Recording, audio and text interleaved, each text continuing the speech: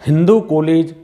मुरादाबाद की online classes में आप सब छात्रों का स्वागत है। मैं बोधन सिंह लोधा, असिस्टेंट प्रोफेसर समाजशास्त्र विभाग, आपको रिसर्च मेथोडोलॉजी के अंतर्गत नई शिक्षा नीति की पहली यूनिट में आपके लिए सामाजिक अनुसंधान के बारे में पढ़ाऊँगा। छात्रों, आप सब जानते हैं कि हमारी पृथ्वी पर अनेक प्रकार की प्रजातियां पाई जाती हैं, अनेक प्रकार के जीव जंतु पाए जाते हैं, लेकिन जो सबसे बुद्धिमान प्रजाति मानी जाती है वो हम हैं, हम स्वयं हैं, हम मानव हैं। क्योंकि हमें एक कुशाग्र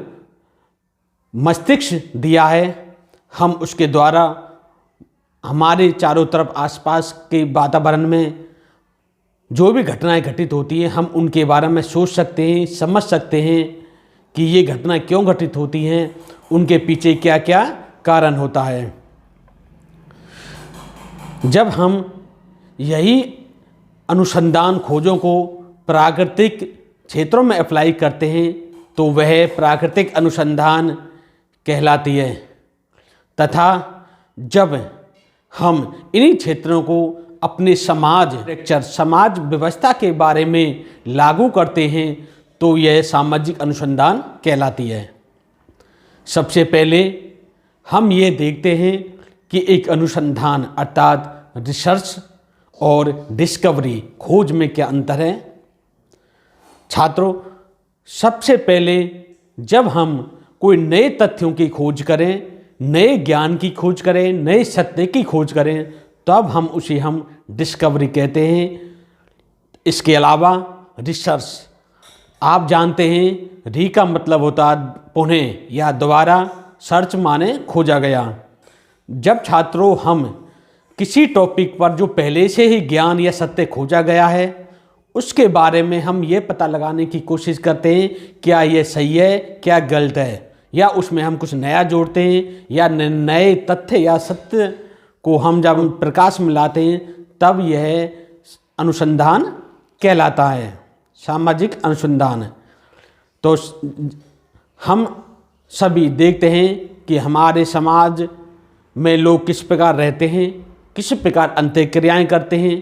और समाज में किस प्रकार सामाजिक घटनाएं घटित होती हैं, सामाजिक परिवर्तन होते हैं। उन सब के पीछे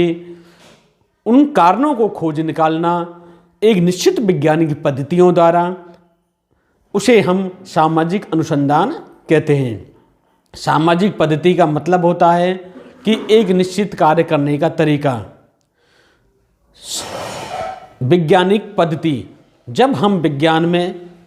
किसी सत्य की खोज के लिए कोई हम निश्चित तरीका अपनाते हैं, निश्चित कार्य करने की पद्धति अपनाते हैं तो उसे हम वैज्ञानिक पद्धति कहते हैं। सबसे पहले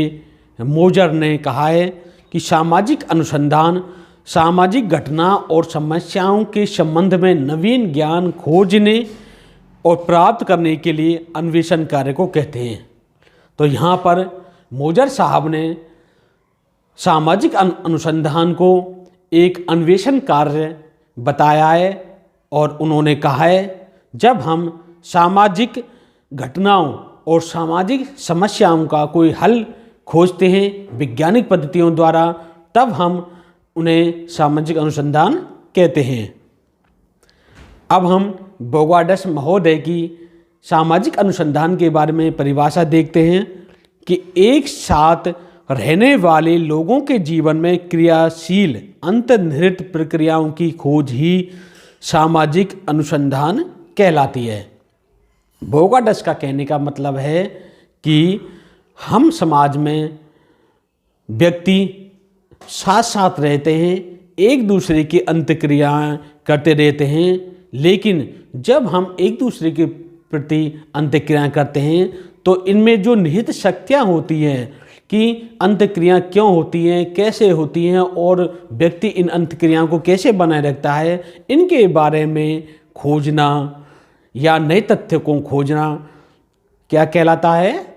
बोगाडस के अनुसार सामाजिक अनुसंधान कहलाता है। पीबी यंग ने सामाजिक अनुसंधान को एक वैज्ञानिक प्रयत्न के रूप में परिभाषित किया है। उन्होंने कहा है कि सामाजिक अनुसंधान एक ऐसा वैज्ञानिक प्रयत्न है जिसके द्वारा हम किसी सामाजिक घटना के बारे में, सामाजिक प्रक्रिया के बारे में विज्ञान की निश्चित पद्धतियों के द्वारा उनके जो भी नई नई तथ्य हैं या उसके बारे में छुपे कारणों को निकालते हैं, या पहले से जो हमने इस के बारे में जो ज्ञान प्राप्त कर लिया है तथा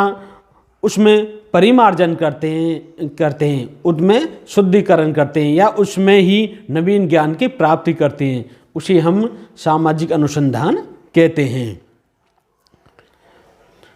तो इस प्रकार छात्रों, हमने देखा कि सामाजिक अनुसंधान का मतलब होता है कि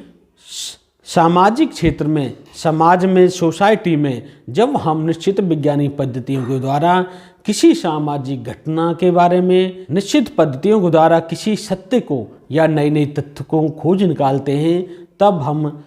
इन्हें सामाजिक अनुसंधान कहते हैं।